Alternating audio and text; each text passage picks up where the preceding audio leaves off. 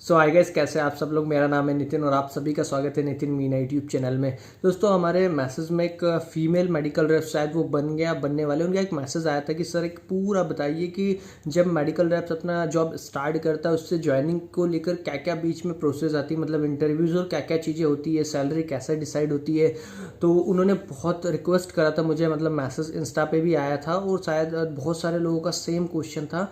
तो मैंने सोचा चलो एक वीडियो बना के आप लोगों को आंसर दे कि भाई सैलरी कैसे डिसाइड होती है, कि आपको कितनी सैलरी मिलने वाली है, साथ में क्या क्या प्रोसीजर रहता है कि भाई आपने इंटरव्यू दिया डायरेक्ट ज्वाइन हो जाते हो, क्या सारी चीज़ें रहती है, परमानेंट क्या होता है, प्रोविज़न क्या होता है, ट्रेनिंग क्या होता है, इन सब के बारे में हम इस वीडियो में बात करने वाले हैं। तो भाई वीडियो अच्छा लगे तो प्लीज़ वीडियो को लाइक करके, जिन लोगों ने भाई अभी तक चैनल को सब्सक्राइब नहीं किया है प्लीज़ सब्सक्राइब कर लेना, ताकि मेरे आने वाले वीडियोज़ रहे उनकी नोटिफिकेशन आपको मिलते रहे। और हाँ दोस्तों, जो भी आपके क्वेश्चन हो इस वीडियो में आप कमेंट कर देना, मेरा अगला वीडियो जो भी रहेगा मैं आपके सारे क्वेश्चन का आंसर देने की कोशिश करूंगा।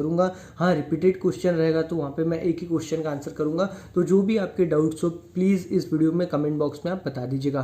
तो स्टार्ट करते हैं हम लोग। होता क्या है दोस्तों, जब भी आप देखो दो तरीके से यहाँ पे समझेंगे चीज़ को, कि एक होता है फ्रेशर। तो फ्रेशर के टाइम पे ऐसा होता है कि भाई उसको सबसे पहले चाहिए रहती जॉब, और जो क्राइटेरिया रहता है बहुत सारी कंपनियों का कि भाई एक फ्रेशर कैंडिडेट जब भी कोई कंपनी ज्वाइन करेगा तो उसको एक फिक्स सैलरी दी जाती है ना। तो यहाँ तो आप समझ गए कि फ्रेशर का अलग रहेगा और एक्सपीरियंस का पूरा अलग रहेगा। अभी क्या होता है कि आपने जैसे कहीं से आपको वैकेंसी का पता चला, आपने इंटरव्यू दिया, इंटरव्यू भी एक का नहीं होता भाई, 10-15 लोगों का इंटरव्यू हुआ एक वैकेंसी के लिए ना।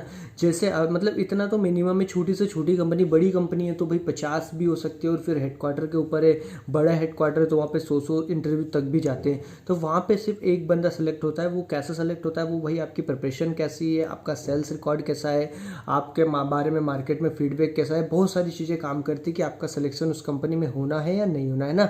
तो ये चीज़ तो हम समझ गए, तो हम इस पर ज़्यादा टाइम नहीं करेंगे क्योंकि भाई ये ऑलरेडी हमने बता दिया, ये तो प्रोसीजर हो गया इंटरव्यू की प्रिपरेशन वगैरह।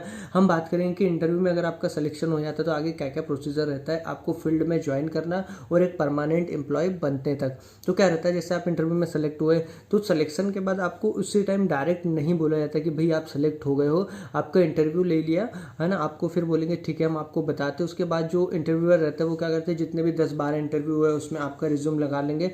फिर आपका जो रिज्यूम है वो जाएगा एचआर डिपार्टमेंट में। हाँ, एक्सपीरियंस कैंडिडेट के टाइम पे क्या होता है कि अगर एरिया मैनेजर आरएसएम हुए तो वो सैलरी डिसाइड करने का थोड़ा बहुत ट्राई करते हैं, पूछते हैं भाई आपका क्या करंट पैकेज है, आप कितना एक्सपेक्ट कर रहे हो, आपकी डिमांड क्या है, सारी चीज़ें होती है। फ्रेशर कैंडिडेट में तो भाई एक फिक्स रहता है जो उनको दे दिया जाता है। तो यहाँ पे वो थोड़ा देखते हैं। फिर मेन रहता है भाई एचआर डिपार्टमेंट में। एचआर डिपार्टमेंट में बात करेंगे, फिर आपको एक एचआर का कॉल आएगा जो आपको बताएगा कि भाई कॉन्ग्रेचुलेशन आप सेलेक्ट हो गए। फिर वहाँ पे एक सैलरी डिसाइड की जाती है।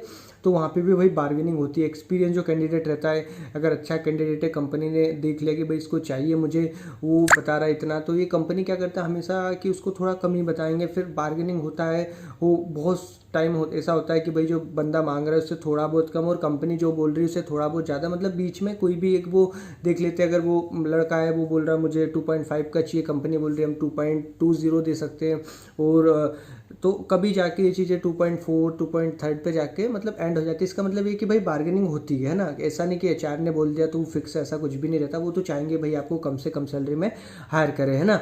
वो चीज़ें हो जाती है। फिर आपका क्या होता है भाई, डॉक्यूमेंटेशन होता है आपको। अभी तो क्या है ऑनलाइन हो गया, हम लोगों ने जब ज्वाइन करा था तो हमारी ट्रेनिंग हुई थी, वहाँ पे हमारा डॉक्यूमेंटेशन हुआ था। और अभी भी बहुत सारी कंपनी आपके फिजिकली डॉक्यूमेंट्स भाई देखेंगी। तो क्या रहता है, आपको स्कैन कॉपी सेल्फ अटेस्टेड करके उनको मेल करना रहता है। फिर एक प्रोसीजर होता है सारा, वो आपको कुछ लेटर व फॉर्म वगैरह देंगे, कुछ मेडिक्लेम वगैरह के, वो आपको फिल करके फिर उनको मेल करना रहता है। ये सारी चीज़ें होगी। फिर आपको वहाँ पे एक लेटर आता है भाई, ज्वाइनिंग लेटर आ जाएगा। ज्वाइनिंग लेटर में सारी डिटेल रहेगी भाई आपको इस तारीख से हम लोग ज्वाइन करवा रहे हैं। और ज्वाइन करने के बाद आपको देखो ज्वाइन पहले आ गया क्योंकि ये कोरोना के टाइम के कारण मैंने बता दिया, नहीं तो क्या आता है कि भाई जैसे ही आपका हो गया कि इस कंपनी में ज्वाइन करने वाले हो, उसके बाद आपको जाना पड़ता है ट्रेनिंग पे। अभी तो भाई वर्चुअल ट्रेनिंग स्टार्ट हो गई है, तो सब फ़ोन वगैरह लैपटॉप वगैरह पे ट्रेनिंग्स वगैरह हो जाती है। मैंने तो 28 दिन की ट्रेनिंग करके आया था भाई, जब मैं मेट्रो में था मुंबई में। तो उस टाइम पे ट्रेनिंगों का टाइम बहुत ज़्यादा होता था, 15-20 दिन, और आधे आधे बंदों को निकाल देते थे जो कवर नहीं कर पाते थे। अभी तो मैक्सिमम मैक्स टू मैक्स 7 दिन से ज़्यादा किसी भी कंपनियों का ट्रेनिंग नहीं हो रहा है, 7 से 10 दिन ज़्यादा से ज़्यादा। हाँ, कुछ गिनी चुनी कंपनियां हैं जो अभी भी भाई 15-17-20 दिन तक ट्रेनिंग कराती हैं, बट हम 99% कंपनी की बात करें तो 5 से 7 दिन के बीच में अपनी ट्रेनिंग फिनिश हो जाती है। ट्रेनिंग के बाद ही डिसाइड होता है कि आप उस कंपनी में काम करोगे या नहीं करोगे, क्योंकि जो ट्रेनिंग लेते ट्रेनर रहते हैं वो उनके हाथ पे भी ये रहता है कि भाई वो किस किस बंदे को रखना है, किसको नहीं रखना है, वहाँ पे भाई आप कैसे वहाँ पे कवर कर रहे हो, आपको सिचुएशन जो दी जाती है वो कैसा हैंडल कर रहे हो, आपको डेली टास्क दिया जाता है वो आप कैसा हैंडल कर रहे हो, बहुत सारी चीज़ें वहाँ पे काम करती है। तो हमेशा एक चीज़ ध्यान रखो, जो भी ट्रेनिंग पे जाओ ना, बिल्कुल कोई कुछ भी बोले, हमें अपने हिसाब से काम करना है, अच्छा परफॉर्मेंस करना है। ऐसा नहीं है कि यहाँ पे एरिया मैनेजर ने आपको ट्रेनिंग पे भेज दिया कि भाई आपका सिलेक्शन हो गया, जाओ ट्रेनिंग करके आओ, कि मतलब कि मैं कंपनी में आ गया, परमानेंट हो गया। ऐसा नहीं, ट्रेनिंग से भी आपको निकाला जा सकता है ना। जो ट्रेनिंग कंप्लीट कर लेते हैं फिर उनको बताया जाता है कि भाई इस तारीख से आपको ज्वाइन करना है। फिर होता है आपका इंडक्शन। अभी इंडक्शन में क्या रहता है, आपका एरिया मैनेजर, आरएम, या फिर अगर कोई कंपनी में दोनों नहीं है दोस्तों, तो आपका जो सीनियर मेडिकल रेप्स है वो आपको ज्वाइन कराएगा। ज्वाइन कराने में ऐसा रहता है, वो आपको कॉल वगैरह कराएंगे, आपके वहाँ पे जो क्रीम डॉक्टर उनके बारे में इंफॉर्मेशन देंगे, आपको डिटेल कैसा करना है। क्योंकि देखो ट्रेनिंग में तो 10-10, 15-15 मिनट डिटेल कराना, पर एक्चुअल में इतना टाइम नहीं मिलता है। तो आपको कैसे डिटेल करना है, बेसिक चीज़ें कैसे बताना है, अपने यूनिक सेलिंग पॉइंट डॉक्टर को कैसे बताना है, सब चीज़ें वहाँ पे आपको करना रहेगा। तो ये आप समझ गए होंगे कि आपको वहाँ पे इंडक्शन होता है। इंडक्शन मैक्स टू मैक्स 3 दिन का होता है दोस्तों, और बहुत सारी कंपनी बढ़ा भी सकती है, बाकी 3 दिन का तो मिनिमम रहता है। मैक्स टू मैक्स नहीं बोल रहा हूँ, मिनिमम 3 दिन का आपको इंडक्शन कोई भी कंपनी देगा, कोई भी मैनेजर आपको वहाँ पे आके देगा, और वो आपको बेसिक चीज़ें सारी क्लियर करेगा, कंपनी का कैसे फॉर्मेट है, ट्रेनिंग वगैरह की जो में सारी चीज़ें वैसे तो हो जाती है, बाकी एक बार फिजिकली वो भी बताएगा भाई कि आपको कैसे रिपोर्टिंग करना है। कुछ भी दिक्कत आएगी आपको स्टॉकिस्ट विजिट करवाएगा, अपने क्रीम केमिस्ट विजिट कराएंगे, अपने कहाँ कहाँ पे इन्वेस्टमेंट है, कौन से डॉक्टर अपने क्या प्रोडक्ट लिखते हैं, सारी डिटेल आपको वो देंगे। ये होता है आपका इंडक्शन। इंडक्शन के बाद दोस्तों आपको लेटर दे दिया जाता है, एरिया मैनेजर भी वहाँ पे साइन कर देता है। फिर आप एक्चुअल में कंपनी में इंडक्शन के बाद से ज्वाइन होते हो। इंडक्शन के टाइम भी आप कंपनी छोड़ सकते, मतलब से जा सकते हो। और फिर आप एज ए जो फ्रेशर रहते हैं वो तो एज ए ट्रेनी पे जाते हैं, मतलब वो ट्रेनिंग पे रहते हैं। ट्रेनिंग का मतलब कि भाई 6 महीने तक अच्छा परफॉर्म करोगे तो ही आप कंपनी में आगे बढ़ पाओगे, अदरवाइज 6 महीने तक भी आपको किसी भी टाइम पे वो, जब आप एज ए ट्रेनी ज्वाइन करते हो तो कभी भी आपको निकाल सकते हैं, है ना। बहुत सारी कंपनियों में इसको अलग अलग नाम से जाना जाता है, जैसे ट्रेनी हो गया, बहुत सारी कंपनियां कुछ भी नाम बता देगी।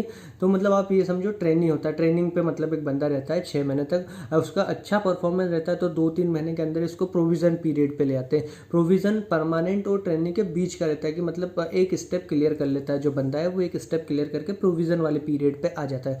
तो ना ट्रेनिंग आपने अच्छे से कंप्लीट करी, 5-6 महीने की जो भी आपको टास्क दिया कि भाई इन डॉक्टर को कन्वर्ट करना है, वो आपने करा, तो आपके जो मैनेजर है आपके अप्रेजल आगे भेजेंगे कि भाई ये बंदा अच्छा काम कर रहा है, इसको प्रोविजन पे लाओ। प्रोविजन पे जैसे आते हो भाई आपका थोड़ा सा पैकेज इंक्रीमेंट रहता है। प्रोविजन में आने के बाद भी ये मत सोचना कि मुझे कंपनियां नहीं निकाल सकती, है ना। वहाँ भी कंपनी के हैंड में रहता है कि वो बिना कोई नोटिस दिए आपको वहाँ से निकाल सकती है।